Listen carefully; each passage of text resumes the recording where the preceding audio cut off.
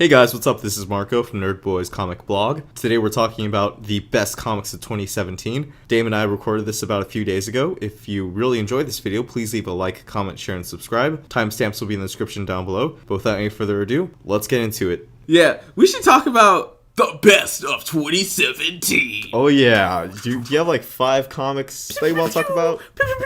I think I have 6 because Okay. I can't make decisions. Well, if we have a lot of like comics in common, then we could just trim that list down. So Damon's best comics, top 6 best comics 2017. I'm gonna start off with Black Panther. Running Black Panther has been really great. Wait, who's writing it? Ta-Nehisi Coates. Chris Sprouse has drawn it. Brian Stilfree started. He's gonna come back at some point. He still just covers for it, but he doesn't do it enough. I like Chris Sprouse. It just, when you start off with Brian Stilfree and then you go to Chris Sprouse, it just feels like it's not as great. It's kind of like, it took me forever to get used to the person that was drawing Spider-Man after Sarah Pichelli left, and it was like, but it's not right. Well, no, David Marquez left Spider-Man. And so, Sarah Pichelli started off, then David Marquez was, and then he left. Point is, it was different, and I didn't like it for a second, but now, I'm used to Chris Sprouse's art, but I really love the world building of Wakanda. Like, you really get a good sense of what Wakanda is like, what it means to live there, and I think it offers an opportunity. I really want to start seeing them, like, eventually at least build out the characters somewhat from, like, start doing mini-series about other characters and other events in Wakanda as a thing, so it kind of gets that, like, a little, not the traditional, like, X-Men 27 books a week thing, but just, like, 3 books, different places in Wakanda, what's going on, like, that whole world, and, like, building more of it, and I like that Ta-Nehisi Coates has kind of, like, built that world really well. Then, for my number 2, my number 5 pick would probably be Spider-Man. Yes, Spider-Man 2, the sequel, the Chosen Few. And I like that it really just served to, like, bookend, like, I think Brian Michael Bendis' run in Marvel a little bit and give Miles room to, like, either be the same or change into something else. Because I get the sense that he knows that people might come through and just be like, well, Miles is going to be, now he's going to be, Arachnid Kid, or like the new Scarlet Spider or whatever. And it kind of gives him a reason to do that if that is a choice that somebody else makes. Also, it answers the question of who is Miles Morales in the 616 universe, and it's a cool answer. The character's really cool. His relationship to Kingpin is dope. Like, the whole issue, I think my favorite issue is the issue where you go into who he is and where he came from, and them just, like, taking out, like, 3 dudes together. Like, it's pretty sweet. They, like, killed that dude. It was awesome. And then also when he hired Taskmaster to help him out or whatever, and, like, Taskmaster took out Miles and Peter, and they, like, on the floor, and he's just like, you wanna know who they are? He's like, no, like, fuck, that's stupid. That's not why I'm here. Like, I have to go on this plane. Like, we leaving. And fuck him. Like, and he just laughed. Like, it was so cool. And then he's serious. It also ends the book by, like, telling you, hey, Ultimate Universe is still there. Possible clone Peter Parker became Spider-Man after Miles left, I guess. So we can still do that whole thing later. Yeah. Riri is Iron Man in Ultimate Universe 2. So it's like, apparently. But regular Thor is there. Some characters that died came back. The point is, this is out there. If they want to go back to Ultimate Universe, they can. It still exists. That's what they telling you. That's what he ends the book with. Bendis, before he left, was just like, everything's still there. Like, on some level, like, yeah. Like, he doesn't really tell you how it got there. It's just like, you get to the end of the book, Miles Morales 616 goes to 1610 to find his wife that died, basically. Like, the doppelganger is his wife. And, he does. And they hit it off or whatever. And as they, like, hitting it off, like, something crashes through. Then you just see, like, all these people. You just see everybody from the 616. You're like, of 1610. And you're like, oh, shit. Like, this is Ultimate Universe. That's where he is. And he captains it by having Mark Bagley do the art. So really, like, hammer home, like, this is 1610. Like, this is what this is. Like, and I was like, oh, shit. That's really sweet. So I got to pick up 5. Yeah, you should. All right. It's actually a pretty decent read. What's your number 4? My number 4 is Super Sons. Okay, so that was on my list too. I know. I think I got 2 from your list. Super Sons is one of my favorite books of the year. It's just so fun. It's everything that I wanted from that book. Like, I remember when they announced it, I was like, yes, I want that book. Like, give me that book. And then they was just like, oh, it's taking a minute. Some stuff happened. And you're like, but I want it. And then it finally came out, and I was like, this is amazing. Like, it's these kids, they running around here, they don't know what they're doing. They're doing Super Sons of Tomorrow right now, which is this mini event, which is actually pretty cool. Yeah, I've been reading it too. Yeah, the other thing I like about it is that Savior costume is stupid. Tim looks dumb. Batman costume is like something the 90s created. Yeah, except without the pouches. Yeah, like it's like it's got some parts of it that I think are kind of cool, but like ultimately it just doesn't work. It looks generic. It's not that it's bad, it just looks generic. It looks Image. Yeah, it looks very Image. It looks very like 90s Image, like Wildstorm kind of stuff. But other than that book, that really doesn't have too much to do with Super Sons. I love Super Sons. I love Jonathan. I love Damian. I love their dynamic. Like, even the last episode of the last issue, the Teen Titans issue, where they was continue Super Sons tomorrow. Here's this moment Damian's like, you're my friend, I had to take care of you. Oh, he's like, oh, we friends. I thought we was just partners. Like, you know what I mean? Like, and they can't stop fucking with each other, and it's so good.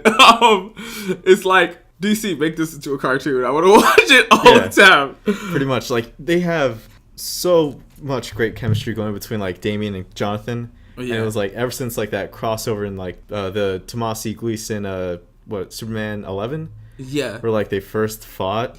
And it was just like, oh, man.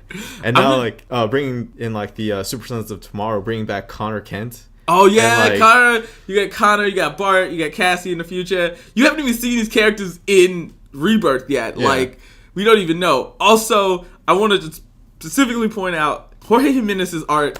Oh, it's so good. I follow him on Instagram, and it's always a delight to see his stuff. It's always good when the book is drawn by him. It's just like, yes, like, it's so good. The last arc they did, Planet of the Capes, it's really cool, and I like the book because they hit the ground running. Like, they really deal with some big stuff, you know? Like, they found a way to put them off on their own, but it's like they was fighting a living planet. Like, like, it was cool. Like, it's like the middle ground between, like, a Titan story and, like, a Justice League story. Yeah, which is exactly what you want from it. Also, like, they got their own cave. I forgot what they call their secret lair, actually. It's something stupid, but it's like something kids would name something. It's great. It's the kid version of the Batcave. Yeah, basically. But I can't remember what Jonathan decided to call it. And obviously, like, Damian wasn't even having it. He's just like, no, that's stupid. Yeah. I'm a few issues behind on, like, some stuff. Yeah. And I didn't read the annual yet. The annual, you don't need to read the annual like most annuals. It mostly deals with the super pets. It's kind of fun though, just because like there's this weird thing between Streaky and Crypto. I don't know what's happening. Yeah, I heard about that. It was like, what? But it was funny. Like, it wasn't like, it didn't feel like it was like this like super serious thing. It felt like, how can we make this the most fun and goofy thing ever? And it's like, that's just a part of it. Like, this over dramatic moment. You're just like, stop. Like, it's great. Yeah. But I think both that and the Superman run by Patrick Gleason and Peter J. Tomasi, that's going to be on my pick. So I haven't been just reading get that out of the way. I heard it looks like it was pretty good. Oh, it's really, really good, actually. It's like the most solid Superman run since like forever. Okay, so we did Black Panther, Super Sons, Spider-Man. Another one that we both share. Runaways. Oh, Runaways is technically my number 2. My number 3 is Batman / Batman White Knight. Oh, so Tom King's Batman. Tom King's Batman, Batman White Knight. White Knight by, what is it, Sean Murphy? Sean Murphy. What? I'm impressed. Sean Murphy is like, he's like, I'm just going to be a manga artist now and like do everything. Like, you're not that cool. Calm down. Actually, you are that cool. Shut up. The point is, I love Sean Murphy. I've loved his stuff for a really long time. This book is like, this like crazy like love letter to Batman that at the same time isn't. It's like, you have to be a Batman fan to enjoy it. It's not to enjoy it, but if you're a Batman fan, you have to be a Batman fan to write it. Like, he obviously loves the character, and if I follow his art since I was like 19, so he draws a lot of Batman, and it's like, it's so crazy and it's so weird, and I'm not sure where it's going. Like, I thought it would be really easy to know what's going on, but it's not. Like, I'm not sure. You're not sure if the Joker's really good now, or it's just all a complicated trick. You don't know if it's going to end in him and Batman taking himself over the edge and just becoming this monster, or was going to end with Joker, realizing that Joker's plan was always evil, or like it was good, but it wasn't exactly perfect, or just this whole thing. I'm curious. I'm excited about every issue that comes out. Tom King's Batman is just fantastic. I love. Okay, first of all, I'm the most pro Batman Catwoman marriage. Yes, do it. It's in the movie. It's so good. I want to see it now. Like I like really enjoy those two characters together. I really like the issues with Superman and Batman. Just kind of like Double date. The double date issues are so good.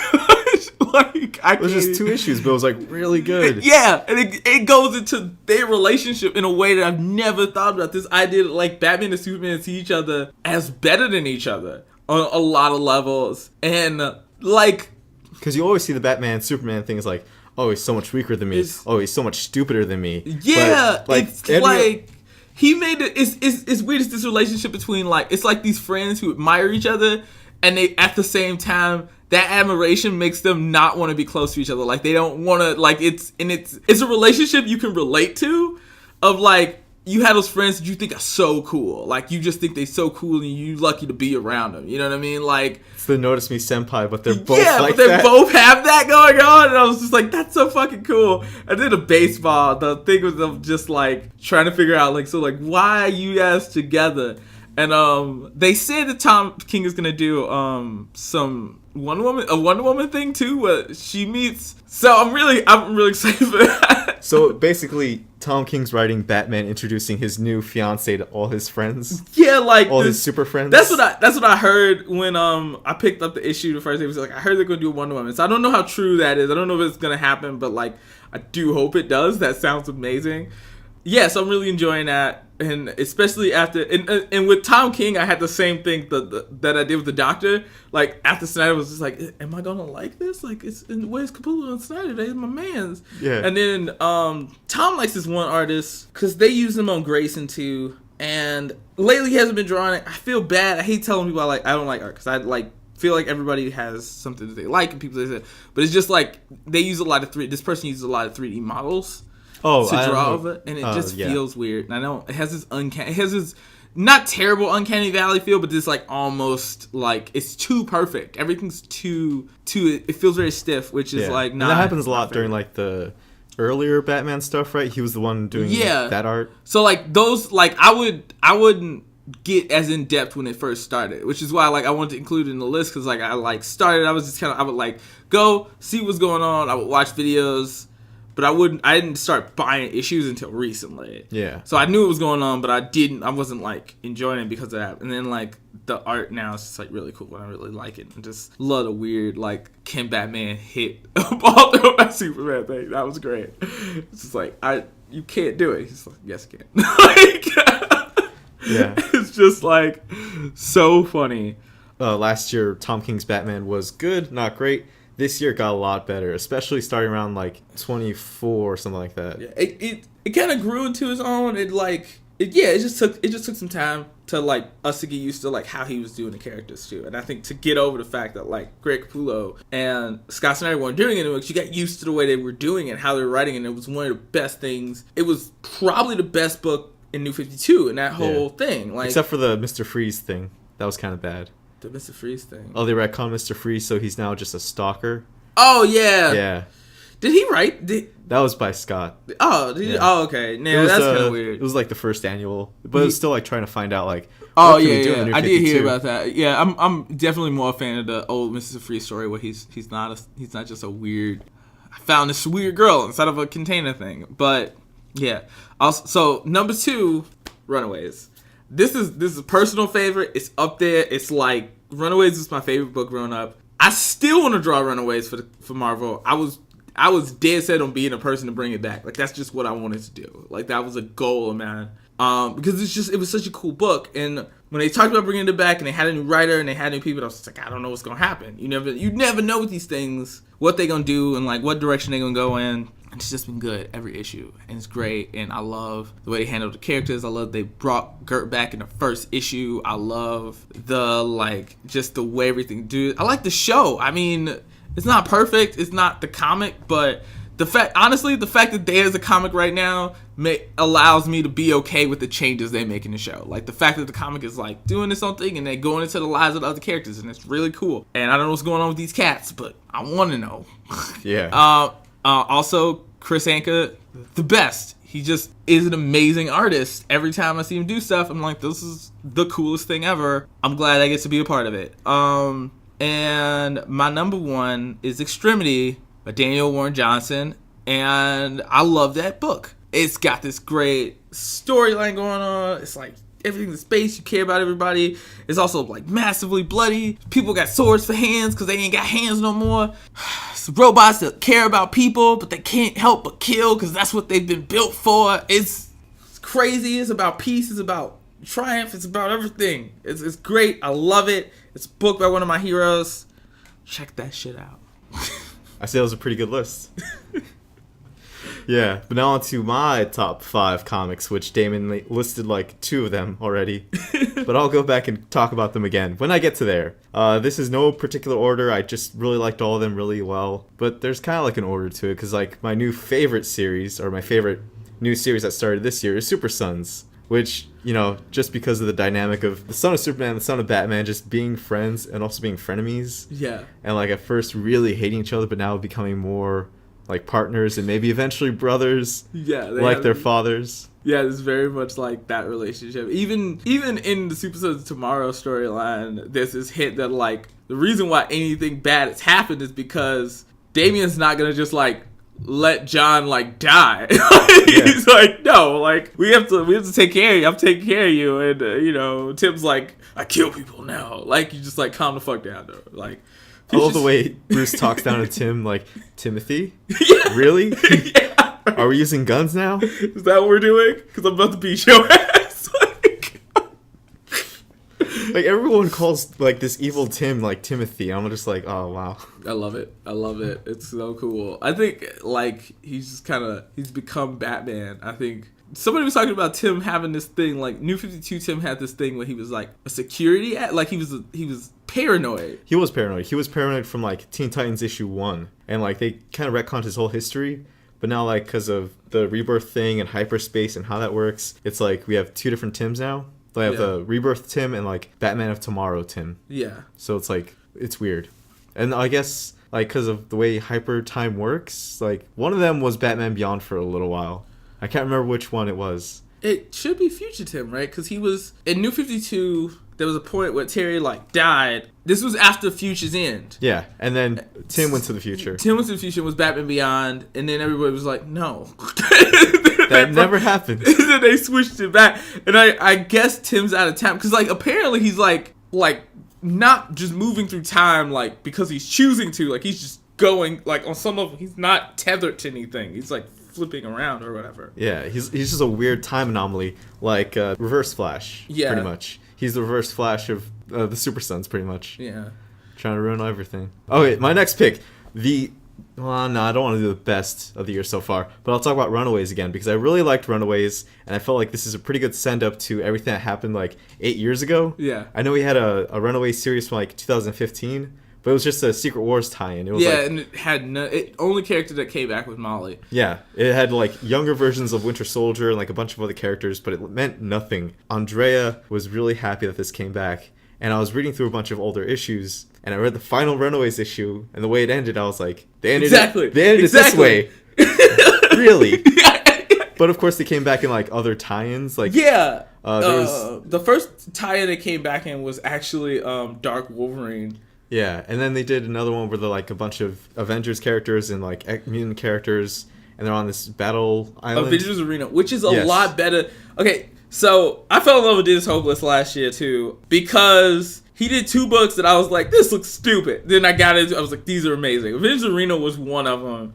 It's one of those things you like, fucking why? Hunger Games? That's so dumb, right? And then like you read it. But it's Battle Royale. Yeah, but it's so good. And it's like, it's like way better than I thought it was going to be. It introduces all the characters that I didn't know I would care about or be interested in. One character is her brother. It's great. Like, it's so great. It was funny because I was watching a video explaining everything that happened to Chase and Nico, and I was like, that's so stupid. Yeah. It is the dumbest thing I've ever heard.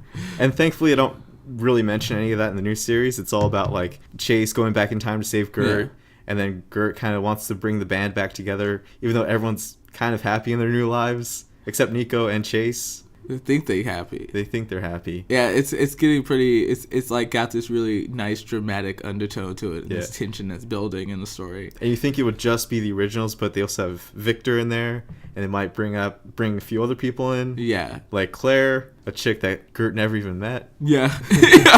Oh, that's one of my favorite jokes. Oh, so you lost a kid I didn't even meet. It's like. If they bring back Xavier, I'm gonna fucking lose my mind. That was my I don't care about Julie Power, okay? Xavier and Claire, that's the OTP right there.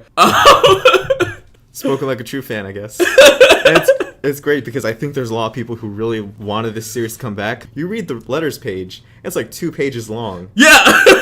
Like most new Marvel books now just have 1 page, and it's like a tweet that's like, "Good book, keep the work up," or "Keep it up," or "You go, girl." But like this is like full paragraphs people wrote to Rainbow Rowell and Chris Anka being like, "Thank God for this." This is it's been. I've been thinking about it every year. Like every time they announce new books, I'm like, "Bring Runaways back." It never happened, and it was just like when the show came out and they started like promoting it on the website. I was like, they might bring it back. Like, I was like, yes, like, they might bring the book. And they said they was bringing it back. I was like, yes. Like, we've been waiting for it for years. Like, especially with the ending. Like, the way that they ended it, because it got canceled. Because after Brian K. Vaughan left, and then Joss Whedon wrote it, and then somebody else wrote it. I don't know who it was. I remember Sarah Bocelli was doing art at the time. She was doing art between and then Ramos did art too. Yeah, like a bunch of people. Yeah, Roberto Ramos was doing stuff. It was between Roberto Ramos, Takashi Miyazawa, and Sarah Bocelli doing stuff on the book for a while. But the last person that wrote the book, it wasn't that it was like bad. There was some stuff that they were playing around with that I like where it could be going, but they ultimately it started getting really like stakes started getting really small and it got a little bit confusing. And then they kind of ended it weird. So it wasn't the best Runaway story. And so like I guess really I feel like it just wasn't building up fast enough because there was that whole thing with Gert. Like they was planning on bringing Gert back and you could tell, but you didn't get an explanation of like who this other Gert was supposed to be and like what was going on. And because it was like a Gert from another timeline or something like that. It was something weird. Like she didn't even know them. Like it could have just been a girl that looked like Gert. Like and then Chase got hit by a car, and then like he just back. Like they never really explained that. Other than I guess he got better. Like he didn't die. Like it was super dramatic in a moment, so you felt like it had this like significance to it, but it was just like, well, I guess since nobody got to finish that, then he just got hit by a car, and that happens to people sometimes, and he got better. Stephen King survived, so yeah, exactly. Yeah. So Runaways 2017, my favorite relaunch of the year. Forget all those other Marvel Legacy books. It's all about Runaways. And my favorite event for the year, since you didn't talk about it, I'm gonna talk about Metal. Yes. Like the big sequel kind of follow-up to Scott Snyder and Greg Capullo's run on Batman. And I was like, there's only 4 issues out so far, but there's like a million tie-ins that came out this year. One of my favorite being Batman Lost. Oh yeah, Batman Lost was scared. It was weird seeing a book where Batman was scared. That was weird. It's just like nothing's bad until Batman's scared. Everything's fine until Bruce Wayne gives up. Yeah, Batman gets scared. Shit it's hit the fan. Also like the way the last one ended with like if you feel like all hope is the Forge is fucking black. Like you like, God damn it. Also all the Metal references. As a fan of Metal, one, Barbados looks like the fucking the disturbed like fucking guy. 5-Finger Death Punch. That was the best thing ever. It doesn't get any better than that. I think Scott Snyder's becoming the new Grant Morrison. I think you said that once. He's like the American Grant Morrison. He might be, yeah. Because he's throwing in so much continuity at stuff now. That's the coolest. I think that's the thing I love the most about Metal. Metal ties into all these really sweet stories from the past. Batman stories. It's like bringing characters back we haven't seen in forever. Like people haven't seen the people who saw him are dead now. Like that's like it's like crazy. And then like also just like tying back to Grant Morrison's run. Like it's so dope. And Yeah. like, it's the most comic booky story ever. Like, I really can't wait for them to do the DC animated movie about Dice Metal. Like, I'm really excited for it. You know they would ruin it though. They might like They only have like 90 minutes to do this. Like, it might ruin it, but they've also done some cool ones. Like Flashpoint was cool. yeah. And that was way bigger story in the comics. I mean, if they could do like an animated movie on like the core like 6 issues, Yeah. that'd be fun. And a little bit, just enough information about other stuff that's going on. Like, we don't get to see Damian necessarily fight Dark Robin outside of maybe just like an actual fight, but not all of like weird psychological games he's playing with him and whatever. And like the Hawkman thing probably won't be as drawn out, but like still, like I want to see it. I think that I'm excited for it now because it just seems like a cool thing. I got that new DC streaming service. They should just do like a special, you know, that'll sell it. Dark Knight's Metal, the fucking, because with Batman Returns, they did a 2-parter for that one. That's like a 4-hour movie. Batman Returns. Oh yeah. The Dark Knight Returns. Because they wanted to do Dark Knight Returns because they wanted to do it right, so they did it. They did the whole thing in like 2 parts. So I mean, I'm excited about that, but I'm sorry, No, it's fine because this is part of what a conversation is. It's 2 people talking back and forth. Yeah. And the tie-ins, like seeing all the origins of the evil Batman, I was like, those are really awesome and badass. And I really want to see more of the Dark Multiverse, which is something that's going to happen. We're going to get a whole line of comics about the Dark Multiverse. Yes, yeah. I had this idea because one thing that they never is there are a lot of characters that get brought in from an animated series and brought into one I've always wanted to see brought into the comics was Red X. Oh yeah. But they never got to explain where he came from, so I think that's one of the reasons why he hasn't ever been brought into the comics. Make him Dark Multiverse Dick Grayson. That would be fucking cool. He like comes in and just like fucks with Dick all the time, and what's the name? And it just they'd be on equal grounds. I think that'd be so dope. Yeah, just put that in the new Nightwing series. Exactly. Even though Tim's not writing anymore. Tim's writing Green Lantern right now. Yeah. I started the new Nightwing because I was like, I need to be reading this book. And I think I'm gonna go back and get Tim's run on Nightwing, like when it was just him, because I've only read a few issues of that, and it was pretty good, but I haven't had a chance to check out the whole thing. So Charles got the first signed copy from Tim, like the first Rebirth issue that he signed. Oh, that's so cool. At AHA, and I was like, oh, and now I'm just second. No, you have to go. Yeah, you have to He go even all wrote in. first on the thing. That's so cool. I'm not hurt by it or anything. Yeah. I'm so mad. Everybody had a party. I didn't get to go. It was like a Christmas party. I was like, but nobody invited me to the party. So, Yeah. But back to metal. back to metal. I'm sorry. Yeah. What? I think it's really crazy how Scott Snyder. I was worried I said Zach for a second, but I'm really excited how he's just putting in like Dream, all these different things from Sandman, yeah. like small little things from other stories that like just throw him in there, and like the retcon for the Omega Sanction Beam, and just being like, Barbados saved him, and like just put him through time. It's like, oh man, yeah, no, He's it's so making cool. retcons And that the make crazy things- part is like they actually mentioned that name, Yeah. in that series. Grant Morrison didn't know he was like. It's so cool.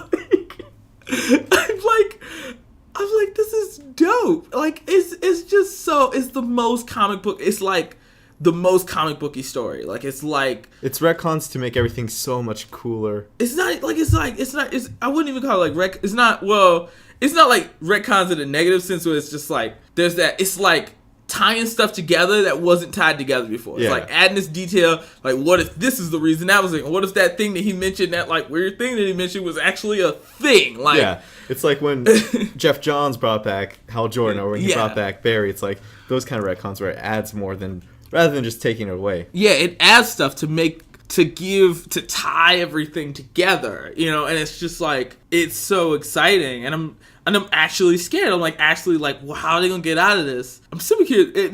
I don't know. I was watching a video about Doomsday Clock, and I'm curious if Doomsday Clock takes place in the main DC universe right now. It does, actually. Does it? Yes. Okay. Which leads me to my next one. I guess I'll count Doomsday Clock as a limited series. It's my favorite limited series from 2017, and it's really well written. I wouldn't say it's the best of the year. The best I'll save for the last. I've had a chance to get through all of it. I know it's just an issue 2, right? Yeah, issue 2. Yeah. So yeah, I know what's going on. I'm caught up enough, and like it's interesting. The reason why I was curious if it was set in the main DC universe or if it was set really like I was wondering if it was set because of the whole Superman things. The differences they like do with like origin for Superman is a little bit different. Well, it's the New 52 origin. Is it? Yeah. So New 52, Clark's parents died in a car crash. Oh. Yeah, and then the whole Batman controversy about like Batman now being hated by the public. Yeah.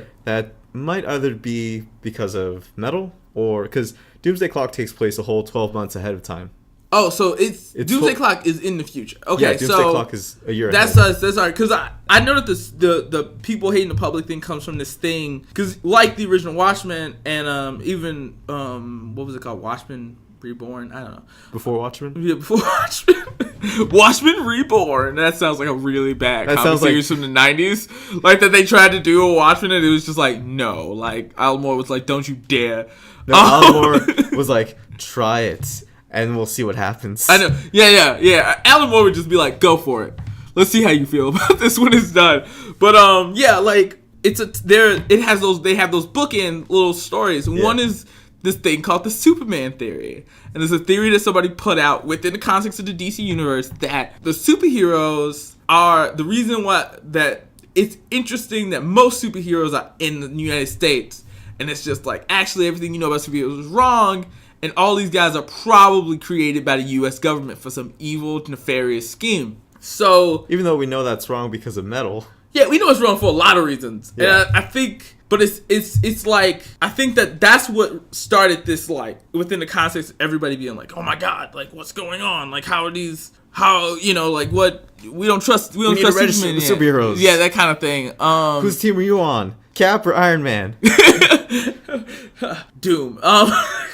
But yeah, go. What's the next? Well, I'm still talking about Doomsday Clock. I really like how it mirrors Watchmen a lot of times. It's like the covers in Watchmen, they would have the zoom in of the cover, and then you flip through the next page, it's like it zooms out of the actual cover. It's crazy. Yeah. And also the kind of like dossiers at the back. Yeah. Or like extra info where it's like, oh, here's a few pages from my book under the hood. Yeah. And then here's like, oh, we got web pages. We have like ads for such and such. We have LexCorp documents. We have Wayne Tech documents. I like the fact that Wayne Enterprises might be bought out by LexCorp. Oh, that's so fucked up. What?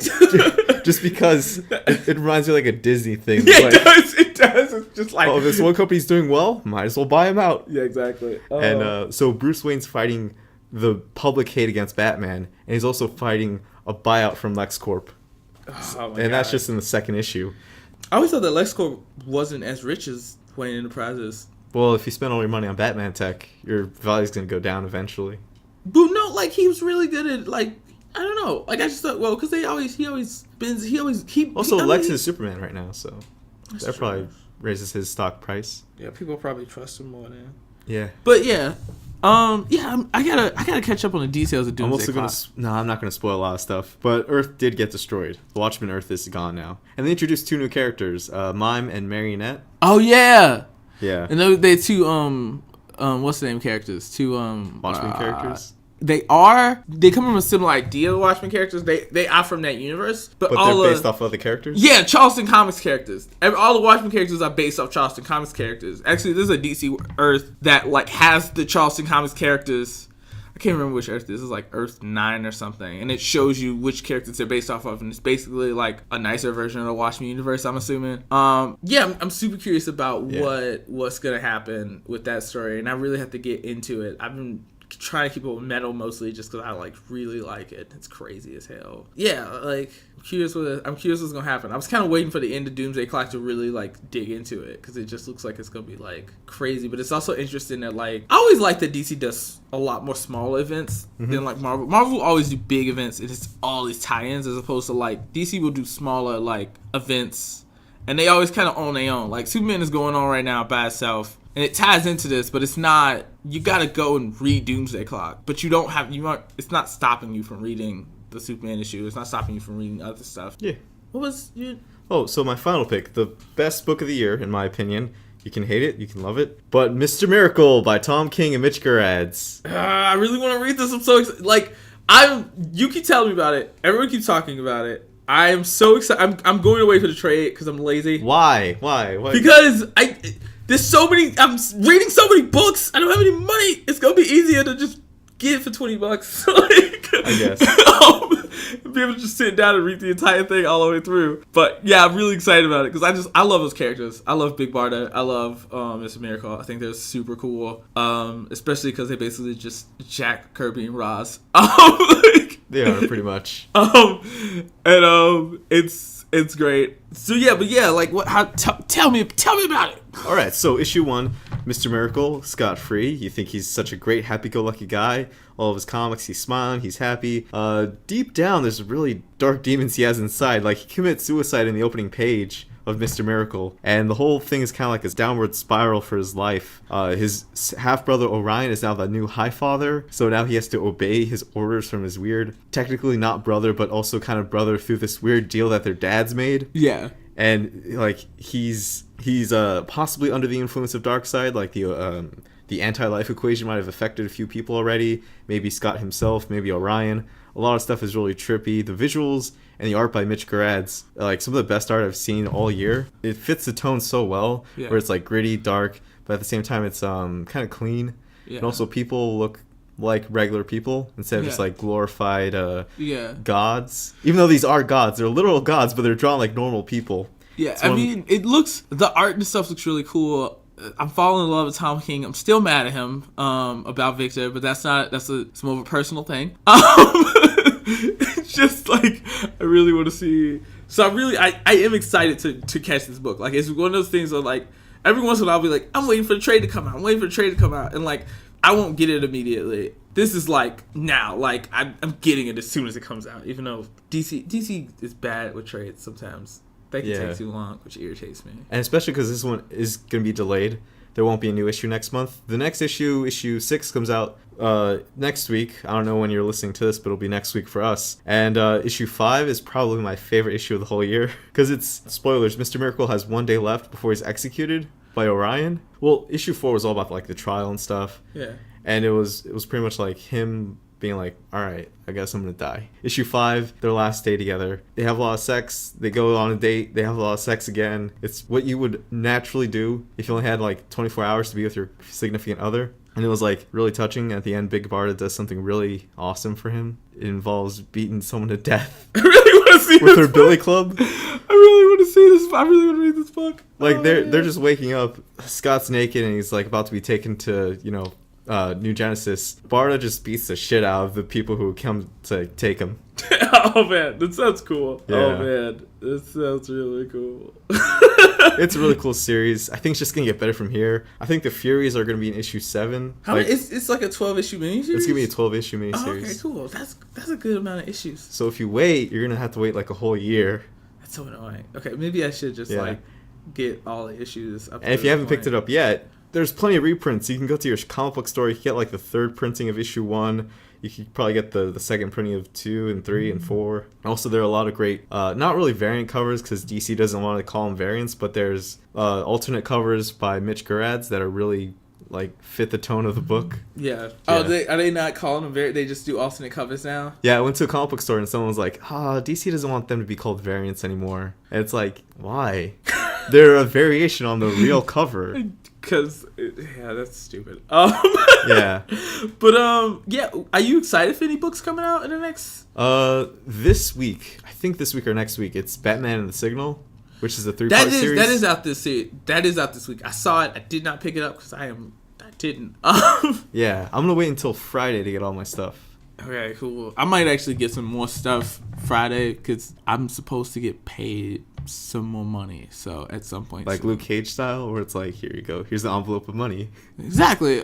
Just under tables, and it's gonna be good. It's gonna be good. I have some more money to get some comics. That's what I'm gonna do. Because I do it anyways. I just back comics. I was at the comic book store today, but I was also there yesterday just because I happened to be around there. Like, I was around the comic book store, and I was like, well, I guess I just gotta go in. That's how it works. Oh man, wasn't that great? Such a great list of so many different comics. It was really great to just record this. You probably could tell that I'm recording this a few days after the fact because we're splitting the video up into 2 different things: best comics and best movies of 2017. You could expect the best movies of 2017 to come out probably a few days from now. But for right now, it's going to be it for us at Nerd Boys Comic Blog. We hope you enjoyed the video, and we'll see you guys next time. Peace!